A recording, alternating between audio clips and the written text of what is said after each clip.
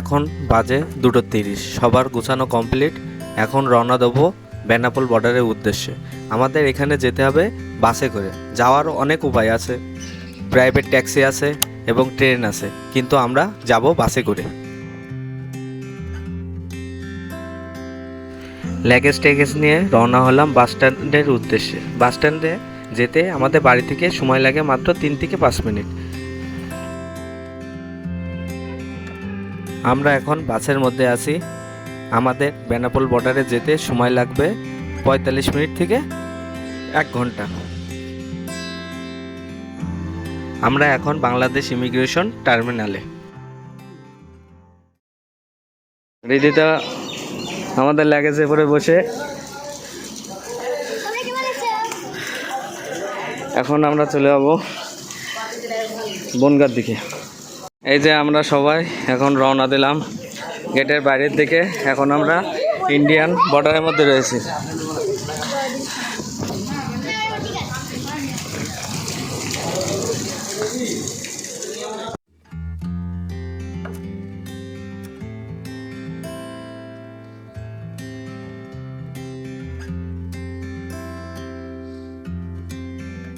আমরা এখন রওনা দেবো শিয়ালদা স্টেশনের উদ্দেশ্যে। সেই জন্য আমরা ট্রেনের অপেক্ষা করছি। এখান থেকে যাব শিয়ালদা স্টেশনে, শিয়ালদা থেকে আবার যাব হাওড়া স্টেশনে। ওখান থেকে আমাদের হরিদ্বারের মূল ট্রেন।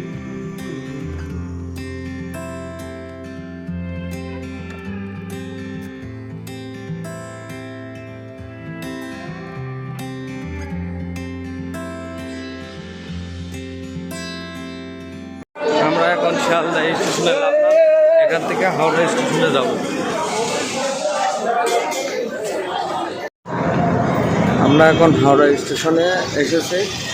8:25 আমাদের train Doon express Howrah to Haridwar.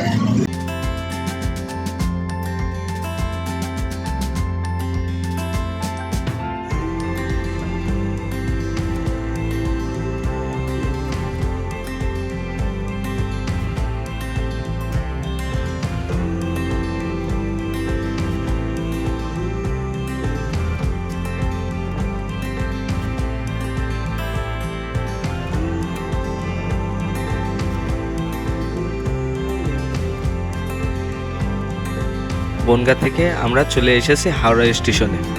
আমরা এখন হাওড়া স্টেশনের 10 নম্বর প্ল্যাটফর্মে আপার ক্লাস ওয়েটিং রুমে আছি। রাত 8:25 আমাদের ট্রেন রওনা হবে হরিদ্বারের উদ্দেশ্যে।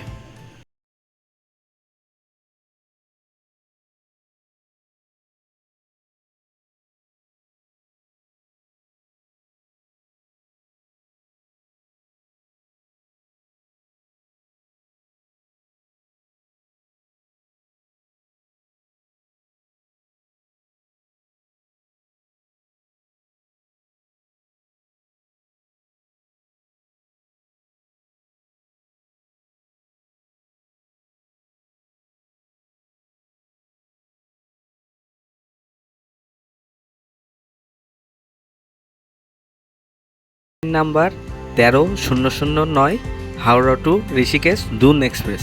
এই দুন এক্সপ্রেসের কথা অনেক শুনেছি, তার লেটের কারণে সেটা হারে হারে আমরা বুঝতে পেরেছি।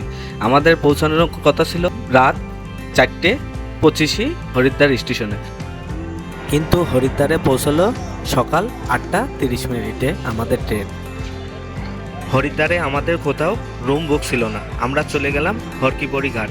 ওখানে 3 বেডের একটা রুম আমরা পেয়ে গেলাম অল্প বাজেটের মধ্যে। আর একটা কথাই বলবো, অটোওয়ালাদের সাহায্য নেওয়া থেকে বিরত থাকুন। এরা আপনাদের রুম দেখানোর নাম করে শুধুই ঠকাবে। দেখা যাচ্ছে চলে গেছে।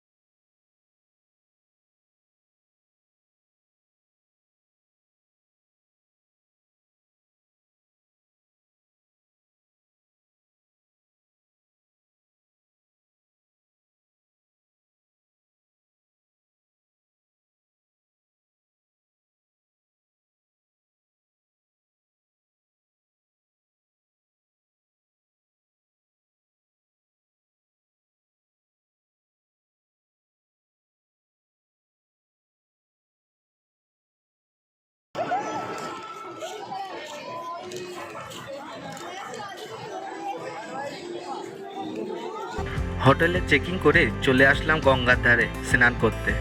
হরিদ্বারে এসেছি আর গঙ্গা স্নান করব না তাই কি কখনো হয়? আমরা এখন হরকিপৌড়ি ঘাটে স্নান করতে এসেছি। গঙ্গার স্রোত, প্রচুর স্রোত, এই দেখা যাচ্ছে গঙ্গার প্রচুর স্রোত।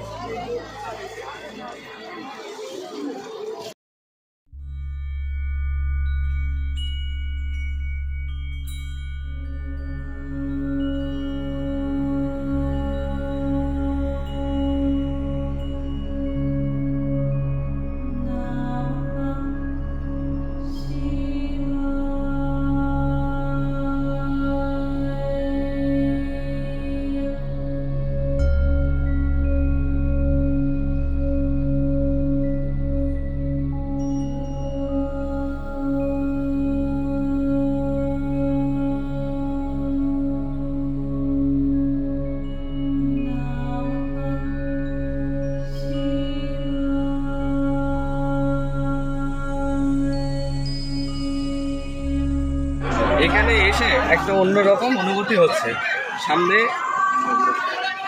পাহাড় রয়েছে, পাহাড়ের উপরে মনসা দেবী মন্দির আর নিচে গঙ্গা মাইয়া।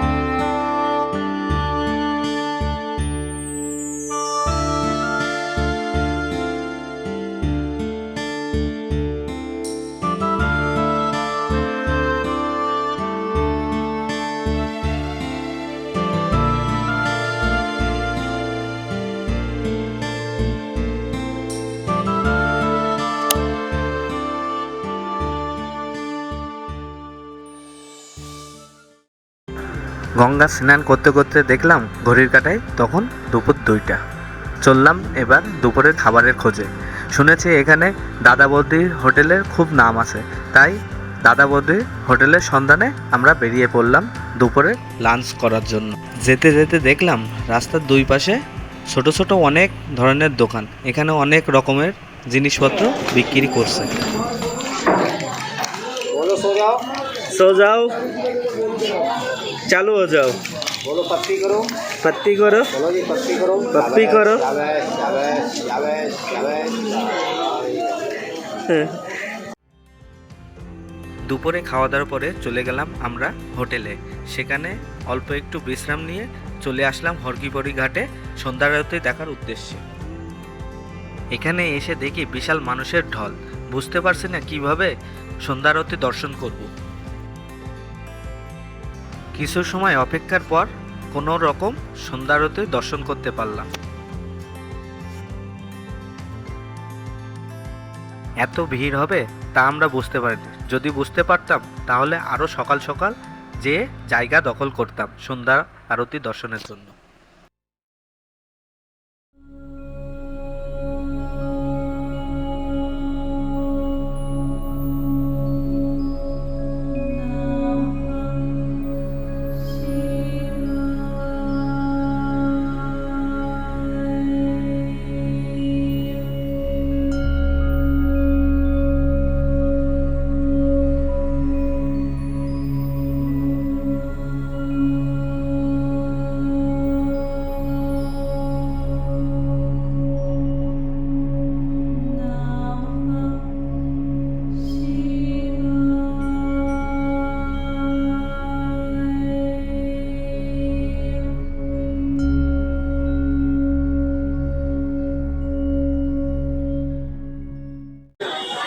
এটা হলো হরকিপৌড়ি ঘাটের মূল মন্দির।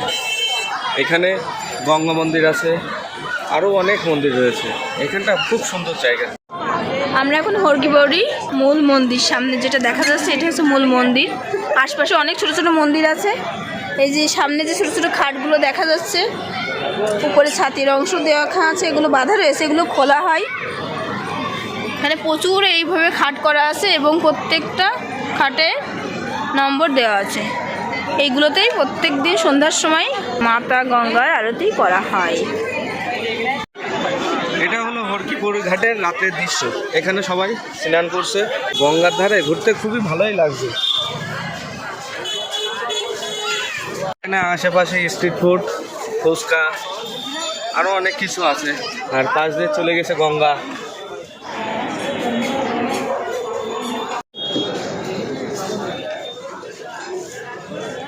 ভিডিওটা দেখার জন্য সবাইকে ধন্যবাদ।